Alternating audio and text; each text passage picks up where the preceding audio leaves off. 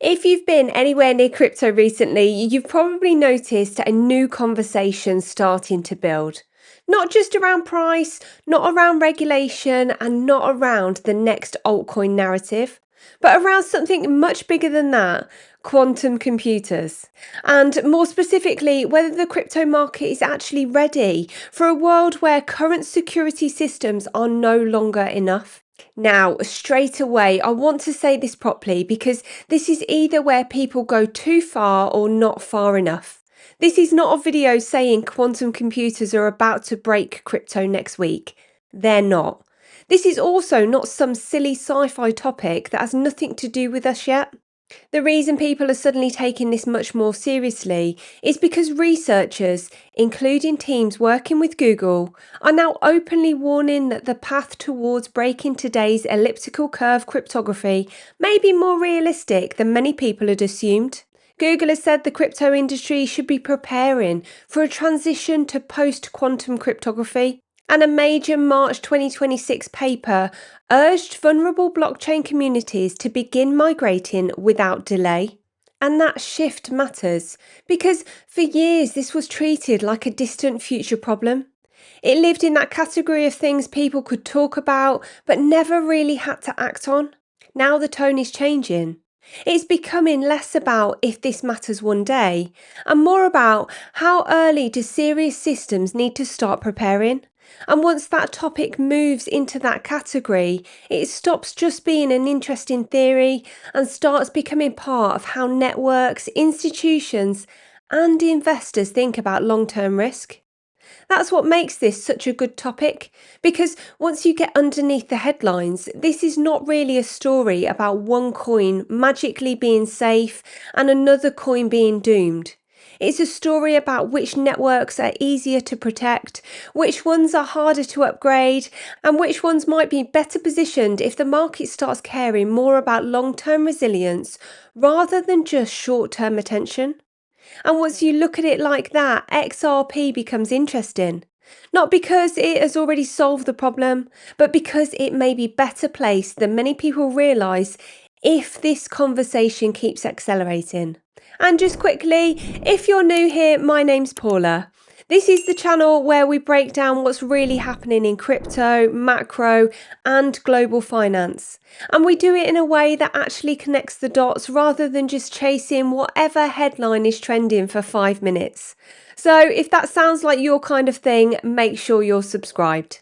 Right, to understand why this is important, we need to make one thing really simple.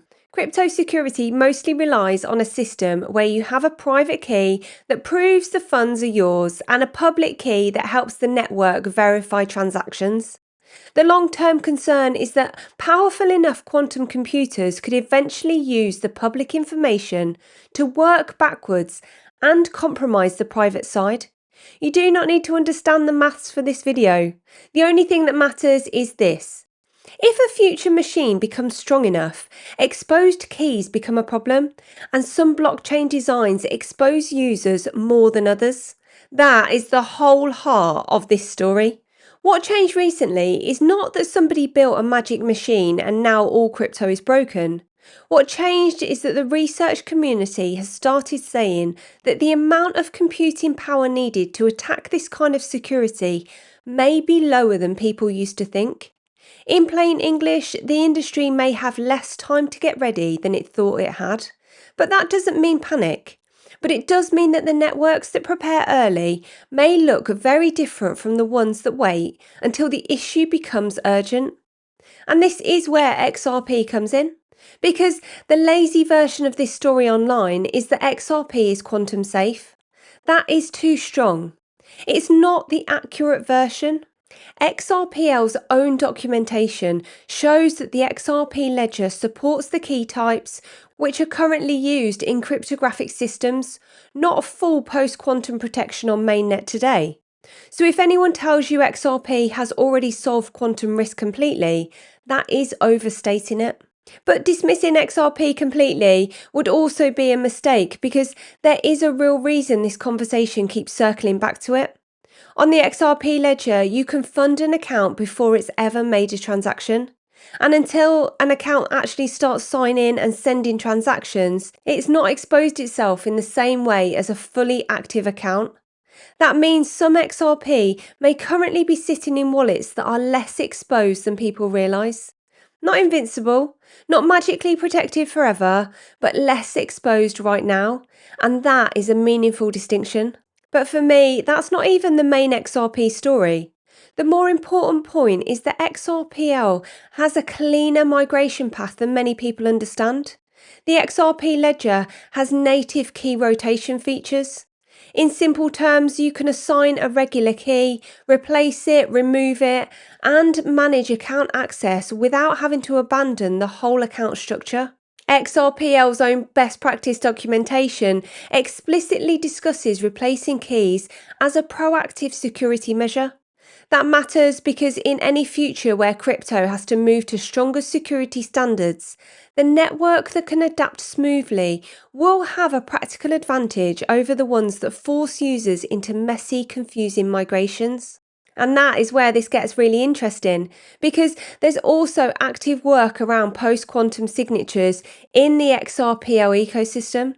There's an XRPL standards discussion proposing quantum-resistant signatures using dilithium, which is a post-quantum algorithm.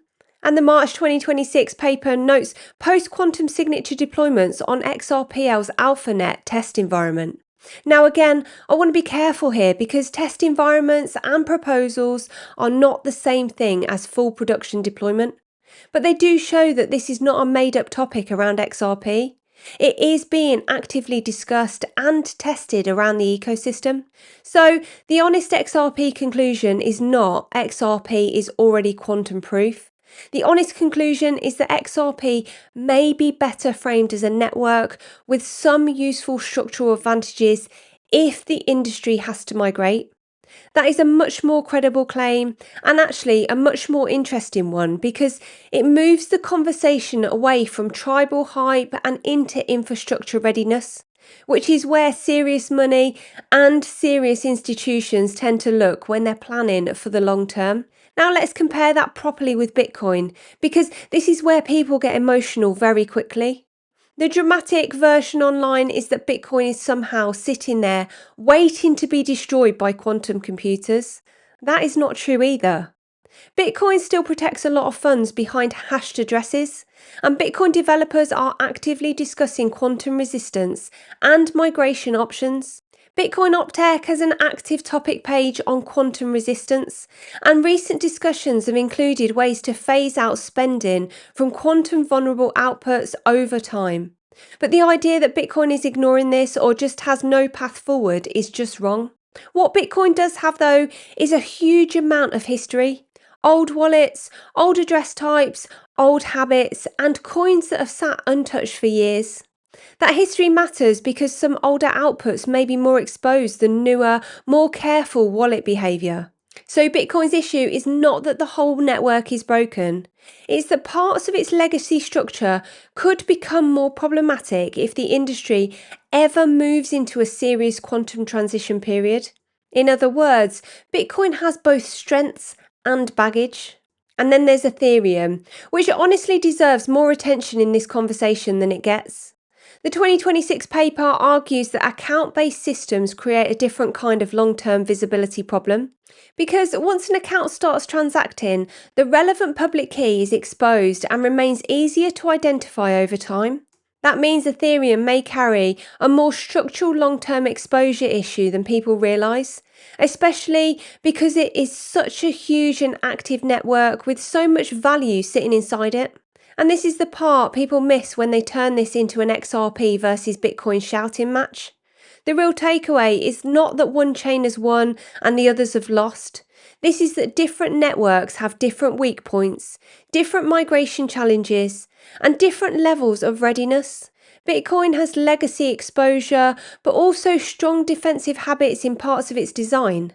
Ethereum has account model exposure that may become a more obvious problem later. XRP is not safe today in the strongest sense, but it may be better positioned than many people think if smoother migration and key management start to matter more. Now, this is where, for me, the story gets much bigger than crypto Twitter. Because once you move into a world of tokenized assets, stablecoins, settlement networks, and real financial infrastructure on chain, this stops being a nerdy technical issue and starts becoming a strategic one. Banks, institutions, and enterprise systems are not just thinking about what works today. They're thinking about what remains secure in 5 years, 10 years, 15 years. They're thinking about what can be upgraded, what can be governed, and what can survive changes in the technology landscape without causing chaos. That is why this matters. Because future financial infrastructure needs to be resilient, not exciting. And this is also why this conversation fits XRP so naturally. Whether you love XRP or hate it, it keeps appearing in conversations around payments, settlement, tokenization, and institutional use cases. If the next phase of crypto is less about random speculation and more about becoming part of real financial plumbing, then security upgrades and migration flexibility start to matter far more than they did in the old market. Suddenly, the question is not just what can pump, it becomes what can last and what can adapt. That is a very different lens to look through. And I think that is the real hidden story here. The market still talks like attention is everything, but over time, attention usually shifts towards durability, towards things that can survive regulation, survive competition, survive technology changes, and survive the market growing up. If quantum risk keeps moving from theory into planning, then the winners may not be the loudest projects. They may be the ones whose architecture makes the transition easier. And this is why I think this topic is far more important than it first sounds. Now, instead of talking about the wolf pack like I normally do, let's talk about Tangem wallets because it actually fits really well into this topic. One of the biggest lessons from this whole conversation is that there is a difference between wallet level protection and blockchain level protection. Tangem itself is very clear on that. Tangem says using its wallet does not make Bitcoin quantum proof if Bitcoin itself does not upgrade its signature scheme at the protocol level. That honesty is important because it means we can talk about the product in a way that is credible, not exaggerated. What Tangem does offer is strong practical protection at the wallet level today. Tangem says private keys are generated inside the secure chip, never leave the chip and remain offline. It also says the wallet uses an EAL6 Plus secure element, and its immutable firmware model means that the firmware is loaded during manufacturing and cannot later be modified or replaced. In plain English, that means Tangem is designed to reduce common real-world risks like remote hacking, malware-style compromise, and firmware tampering. So while it does not magically solve blockchain's future quantum problem, it does help you control your keys in a way that is built around isolation and simplicity. And honestly, that is a really useful distinction for people to understand because when topics like quantum risk start trending, people often think in extremes. Either everything is perfectly safe or everything is doomed. In reality, security is layered. You want better storage, you want better personal security, you want the private key offline, and separately, you want the blockchain itself to keep evolving. Tangem can help you with the first part. The protocol still has to handle the second. And that is the grown-up version of this conversation. So if you do want a safer way to hold your crypto while all of this continues to develop, Tangem is worth a look. Not because it makes the entire quantum problem disappear, but because it gives you strong wallet level protection today, keeps your private keys offline inside the chip, and removes a lot of the everyday security risks that catch people out long before quantum computers ever do. And if you want to check it out, you can use my Tangem code Paula at checkout. I'll leave the link in the description. So when we come back to the big question, where does this leave us? I think it leaves us with a much more interesting answer than the usual headline version. No, XRP is not already fully quantum safe. That would be too strong. But yes, XRP may have some meaningful structural advantages if this turns into a serious industry-wide migration story. Bitcoin is not dead in a quantum future, but it does have legacy exposure that will matter. Ethereum may have deeper account model issues than people appreciate, and Tangem is not a magic shield for any of them, but it is a sensible wallet security tool, while the protocol level side continues to evolve. And that is why I think the market is still underestimating this conversation. Not because quantum computers are about to destroy crypto tomorrow, but because once the industry starts repricing networks based on resilience, migration readiness, and long-term infrastructure quality, the narrative could shift very quickly. The projects people thought were boring may suddenly look important. The projects that prepared early may suddenly look smart. And the people who paid attention before it became obvious may be the ones best positioned when the rest of the market catches up. So let me know what you think in the comments. Do you think the market is massively underestimating the post-quantum issue? Do you think XRP genuinely has an edge here? Or is the narrative being pushed too hard? And out of Bitcoin, Ethereum, and XRP, which one do you think is best placed if security becomes one of the biggest stories of the next cycle? If you enjoyed the video, make sure you like and subscribe. Thank you so much for watching, and I'll see you in the next one.